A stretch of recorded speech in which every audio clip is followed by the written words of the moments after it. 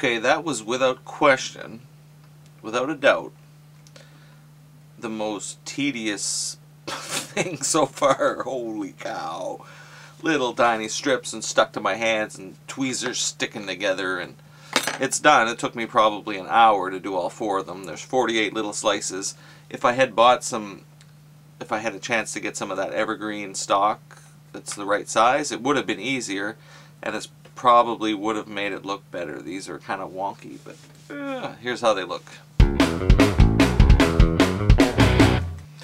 So obviously I'm not finished, I just have that glued on. Now I have to kind of file them and sand them down so that they're just, you know what I mean, like just filling in that void. So that's the start. On to phase 2.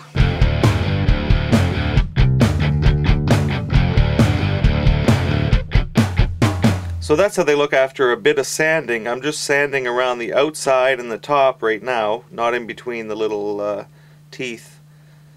And what I've been using is this do-it-yourself sanding block, and it's working pretty darn good. And this is how I built it.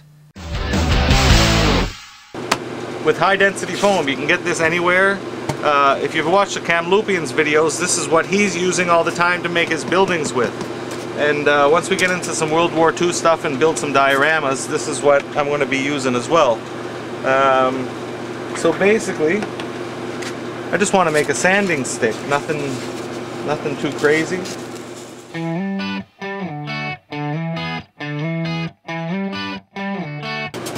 So we got a little block of foam.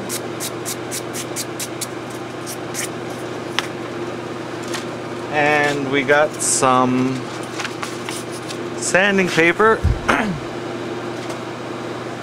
And some glue. Now everybody's probably thinking that's going to eat your sanding stick alive. Probably, yeah. It probably will.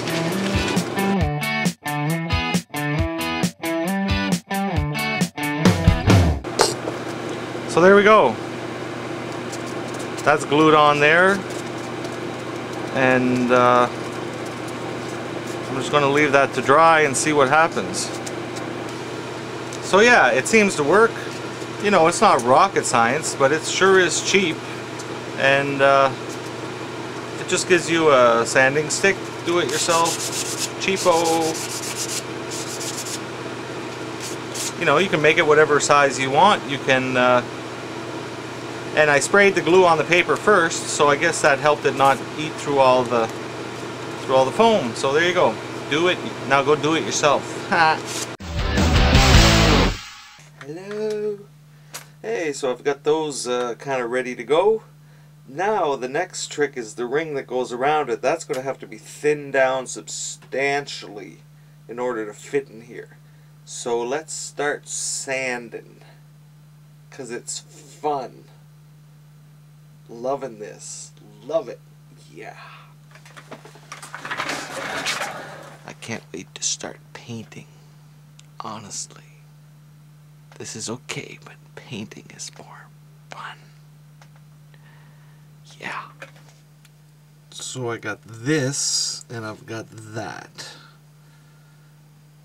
And I have to remove a good, I don't know, a good bunch of it. And I don't want to burn it. Nope. Don't want to burn it.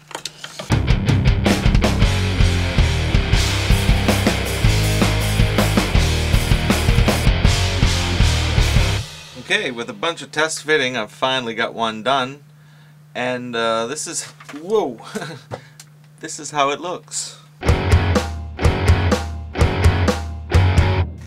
Yep, that's how it looks. Now I have another idea. I was thinking this week about duct tape, and just how cool it is. Especially when you take it, stick it over your eyebrows, and then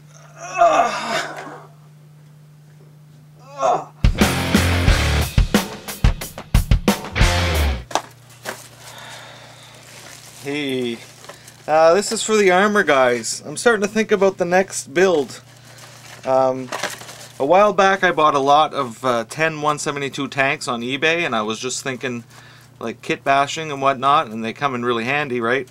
The only armor I have right now are 172 tanks. Okay, I've got a Churchill Mark IV, a Mark Intravenous Churchill, and I've also got a German self-propelled gun, PZJG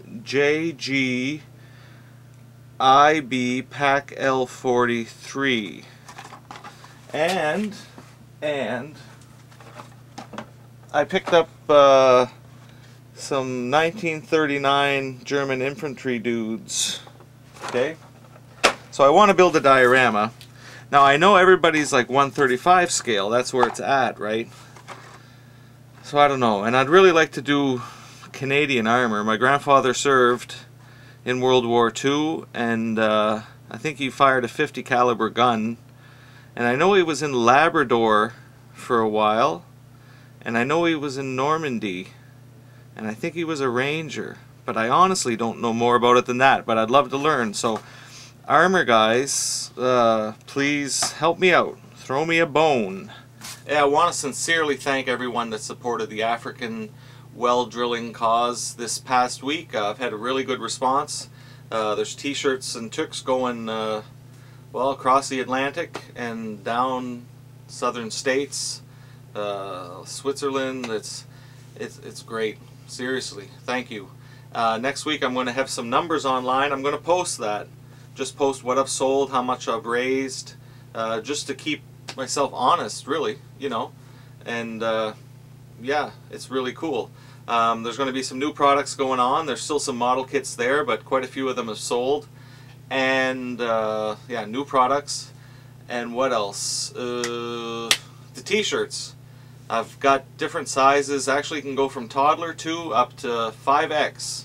So there's a pretty wide range there. And if I can get my act together and get this edited and get the website updated, and everything should be live right now. So go check it out, scalemodeladdict.com, and if you're wondering what I'm talking about, check out the Geek commercial. I don't know about you, but I am ready to open these suckers up. Well, it's after 9. That is the number 1, and this is the other one. The mystery piece. Cool, let's see what we got.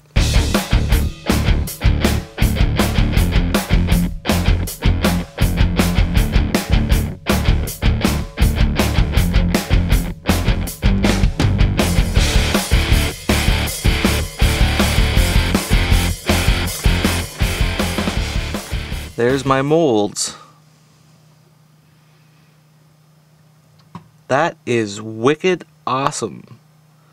Wicked, wicked awesome. I gotta say, I'm quite impressed. Okay, the next one. This. Remember last week I asked for your advice, right? Do I use the new kit for those thruster cone things? What do I do? Well, after I shut off the camera, looking for something else to use the rest of that silicone with, I remembered this guy. And it's buried in there. Huh.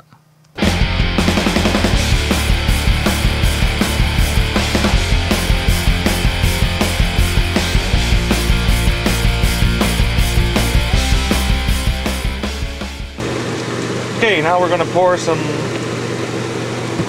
resin.